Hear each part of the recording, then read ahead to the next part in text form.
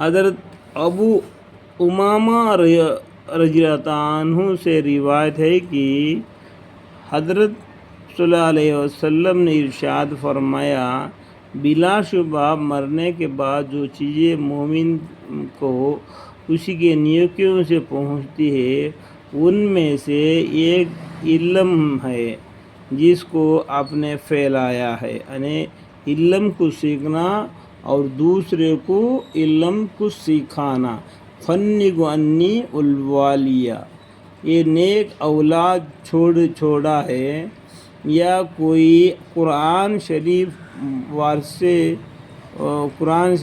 ورثوں میں چھوڑا گیا ہے، یا مسجد بنوایا گیا ہے، یا کوئی مسافر خانہ بنایا گیا ہے، یا نہر جاری کر دیا ہے، یا اپنی زندگی و تندرستی کی حالت میں اپنے مال میں سے ایسا صدقہ کر گیا ہے جس کا ثواب مرنے کے بعد بھی پہنچتا ہے۔ جو مرنے کے بعد بھی پہنچنے والے ثواب کیا ہے؟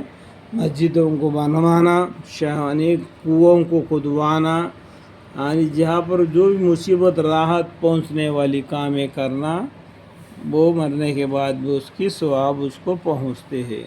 اور حضرت ابو ہریرہ رضی اللہ عنہ سے یہ بھی روایت ہے کہ رسول اللہ صلی اللہ علیہ وسلم نے ارشاد فرمائے کہ بلا شبہ اللہ تعالیٰ نیک بندے کا درجہ جنت میں بلند فرما دے گا۔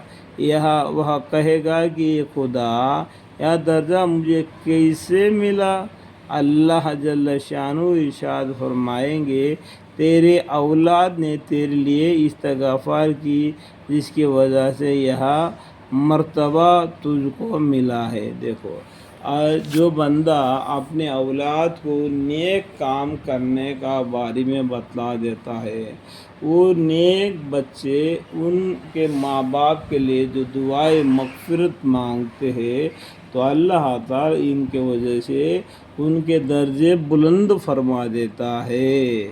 یہ روایت ہے کہ ایک روایت میں ہے کہ قیامت کے دن کچھ آدمیوں کے ساتھ پہاڑوں کے برابر نیکیاں ہوگی، وہ یہ دیکھ کر عرض کرے گا کہ یہ مجھے کہاں سے ملی؟ ارشاد ہوگا، تیری اولاد کے استغفار کی وجہ سے تجھے یہ دی گئی ہے۔ دیکھو، جو قیامت کے دن اتنا ثواب ملتا ہے اس کو، جو اس کے نیک اولاد جو دنیا میں چھوڑ گیا اس کے لیے دعا استغفار یا نیک کام کرتے ہو۔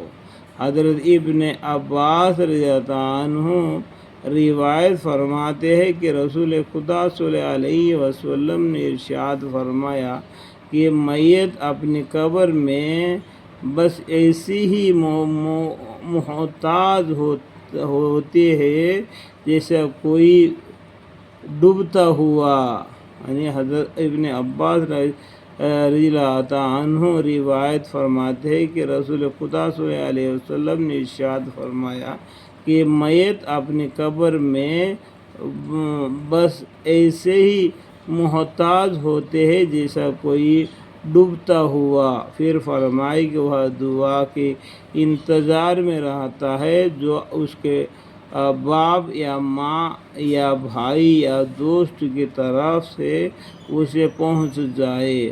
جب اسے ان میں سے کسی کی دعا پہنچتی ہے تو ساری دنیا اور جو کچھ دنیا میں ہے اس سب سے زیادہ اس کو وہ دعا پیاری ہوتی ہے۔ یہ ایک مثال دیتے ہیں، کوئی اگر بوڑی میں گر گیا، ڈوبنے لگا تو کوئی کسی رسی ڈال کے اس کو بچا لیا تو کیا ہوتا ہے؟ وہ خوش ہو جاتا ہے۔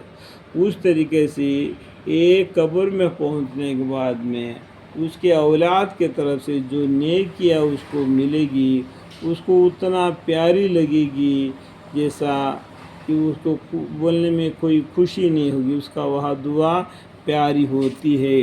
اور بے شک زمین والوں کی دعا سے اللہ تعالیٰ قبر والوں پر پہاڑوں کے برابر ثواب داخل فرماتے ہیں، اور بے شک جنوں کا ہدیہ مردوں کے لیے ان کے واسطے استغفار کرنا ہے۔